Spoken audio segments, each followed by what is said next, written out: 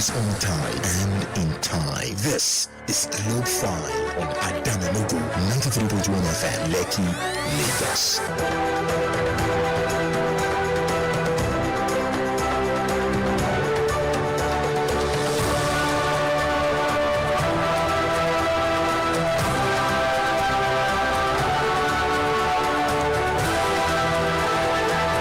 Good afternoon, this is Globe File on Adami Mogo 93.1 FM Lagos. I'm Ayo Adekeye. Headlines. Federal government inaugurates committee for nationwide food program. Viktor Orban loses 16-year grip after defeat in parliamentary elections.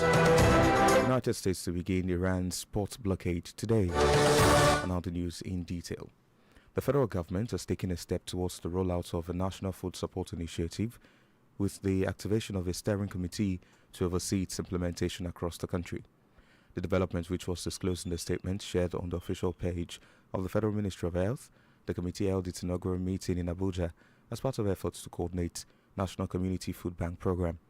Speaking at the meeting, Coordinating Minister of Health and Social Welfare, Mohammed Ali Pate, urged members to focus on execution, stressing that the program must deliver real impact for vulnerable Nigerians. However, it was further noted that the initiative of Oluremi Tinubu is aimed at addressing malnutrition and strengthening food and nutrition support systems at the community level. South Africa, United Kingdom Prime Minister Sir Keir Starmer is planning a law that would enable the UK government to adopt European Union single market rules without a normal parliamentary vote. The measure is part of a bill aiming to align the UK with new European regulations in areas such as food standards.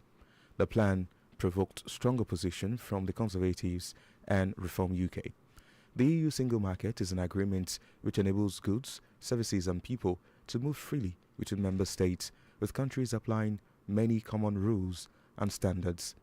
The UK and the EU are currently negotiating various deals, including one concerning food safety and standards for animal and plant health. Elsewhere, Viktor Orban, who has ruled Hungary for 16 years, has been defeated in a parliamentary election which saw Peter Magyar as the winner. Orban's defeat came as a heavy blow to nationalists, including the United States President Donald Trump, who supported him. It also deprived Russian President Vladimir Putin of his most sympathetic ear inside the European Union. Tens of thousands of jubilant supporters of the Magyar Caesar party cheered the results outside the party's election headquarters on the banks of the Danube in Budapest. According to official election results, in more than 90% of precincts of the votes counted, Magyar's party stood to have gained 138 seats, or more than two-thirds of the all 199 parliamentary seats. Similarly, United States Congressman Eric Swalwell has dropped out of the California governor race following growing pressure over sexual misconduct allegations.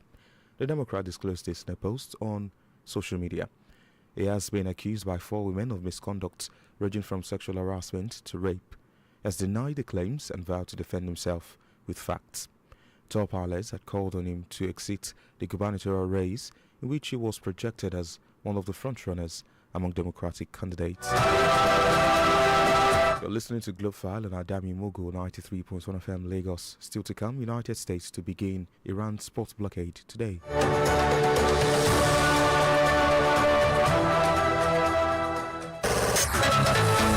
You can listen to Adami Mogo 93.1 FM from any part of the world. Download the Adami Mogo 931 FM app from Google Play Store and Radio Garden. And follow us on Adami Mogo 931 FM on Facebook, Twitter, and Instagram. If you have eyewitness stories or exclusive to share, contact the Adami Mogo FM newsroom via mail at newsroom@adamimogofm.com. Or you can dial 070-634-03583. You can dial 090-319-69629. Adami Mogo 93.1 FM Lagos, voice of the light.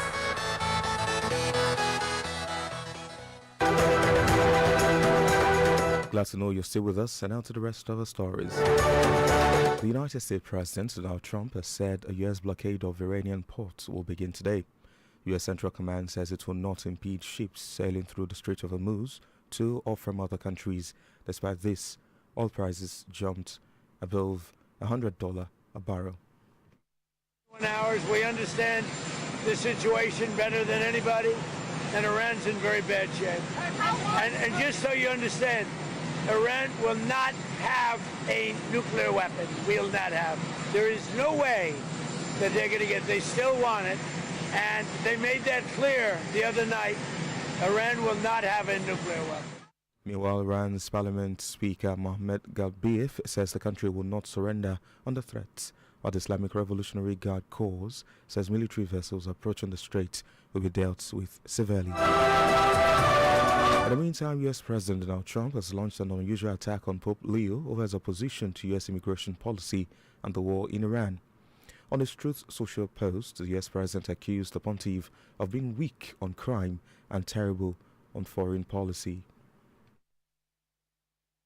We don't like a pope that's going to say that it's okay to have a nuclear weapon. We don't want a pope that says crime is okay in our cities. I don't like it. I'm not a big fan of Pope Leo. He's a very liberal person, and he's a man that doesn't believe in stopping crime.